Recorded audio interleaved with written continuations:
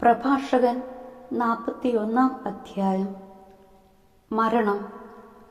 മരണമേ, തൻ്റെ സമ്പത്തിൻ്റെ മധ്യേ സമാധാനപൂർവം ജീവിക്കുന്നവന്, അല്ലലില്ലാതെ എല്ലാ ഐശ്വര്യങ്ങളുമുള്ളവന്, രുചികരമായ വിഭവങ്ങൾ ആസ്വദിക്കാൻ ആരോഗ്യമുള്ളവന്, നിന്നെപ്പറ്റി ഓർക്കുന്നത് എത്ര അരോചകമാണ്.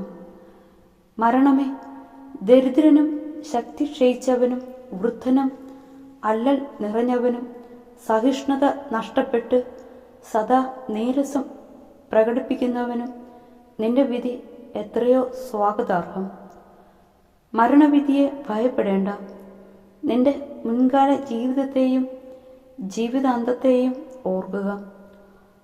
മർത്യവർഗത്തിനുള്ള കർത്താവിൻ്റെ തീർപ്പാണ് ഇത്. അത്യുന്നതൻ്റെ ഹിതം നിരസിക്കാൻ ആർക്ക് കഴിയും?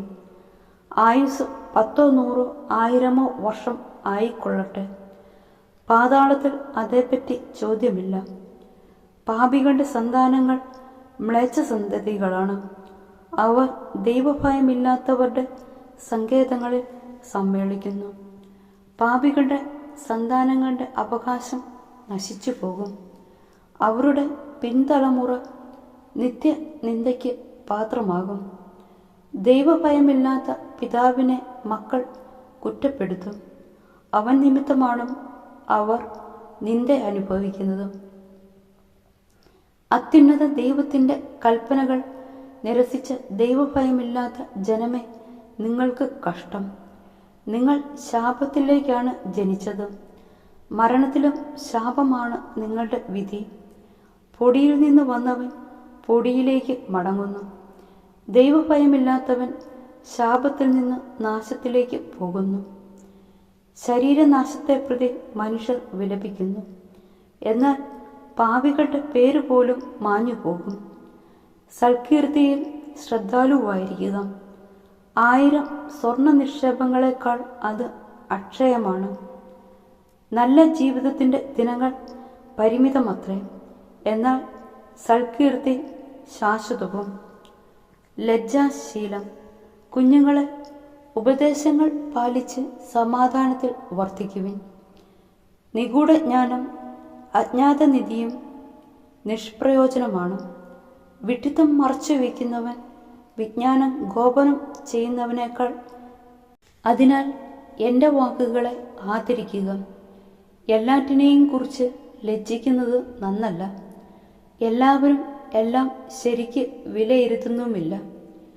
ലജ്ജിക്കേണ്ടവ ഇവയാണ്: പിതാവിൻ്റെയോ മാതാവിൻ്റെയോ മുമ്പിൽ അസന്മാർഗിയായിരിക്കുക.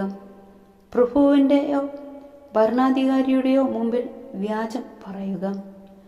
ന്യായാധിപൻ്റെയോ വിധിയാളൻ്റെയോ മുമ്പിൽ തെറ്റ് ചെയ്യുക. ജനത്തിൻ്റെയോ സമൂഹത്തിൻ്റെയോ മുമ്പിൽ തിന്മ പ്രവർത്തിക്കുക.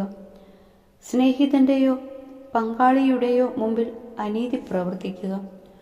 സ്വന്തം സ്ഥലത്ത് നിന്ന് മോഷ്ടിക്കുക. ഇവയെല്ലാം ലജ്ജാകരമാണ്. ദൈവത്തിൻ്റെ വിശ്വസ്തതയുടെയും ഉടമ്പടിയുടെയും മുമ്പിൽ ലജ്ജാഭരിതനാകുക. ഭക്ഷണാവസരങ്ങളിൽ സ്വാർത്ഥ താൽപ്പര്യം കാണിക്കുന്നതിലും ക്രയവിക്രയങ്ങളിൽ കാപട്യം കാണിക്കുന്നതിലും പ്രത്യഭിവാദനം ചെയ്യാതിരിക്കുന്നതിലും കുലടയെ അഭിലാഷപൂർവം നോക്കുന്നതിലും ബന്ധുവിൻ്റെ അഭ്യർത്ഥന നിരസിക്കുന്നതിലും അന്യൻ്റെ ഓഹരിയോ സമ്മാനമോ അപഹരിക്കുന്നതിലും അന്യൻ്റെ ഭാര്യയെ ദുർമോഹത്തോടെ നോക്കുന്നതിലും അവൻ്റെ ദാസിയുമായി ബന്ധപ്പെടുന്നതിലും ലജ്ജിക്കുക. അവളുടെ കിടക്കയെ സമീപിക്കരുത്. സ്നേഹിതന്മാരുടെ മുമ്പാകെ നടത്തിയ വഷളായ സംസാരത്തിൻ്റെ പേരിൽ ലജ്ജിക്കുക. ദാനം ചെയ്തിട്ട് കൊട്ടിഘോഷിക്കാതിരിക്കുക. പരദൂഷണം ആവർത്തിക്കുന്നതിലും രഹസ്യം വെളിപ്പെടുത്തുന്നതിലും ലജ്ജിക്കുക. അപ്പോൾ ഉചിതമായ ലജ്ജയായിരിക്കും നിന്റേത്. എല്ലാവരും നിന്നെ ഇഷ്ടപ്പെടുകയും ചെയ്യും.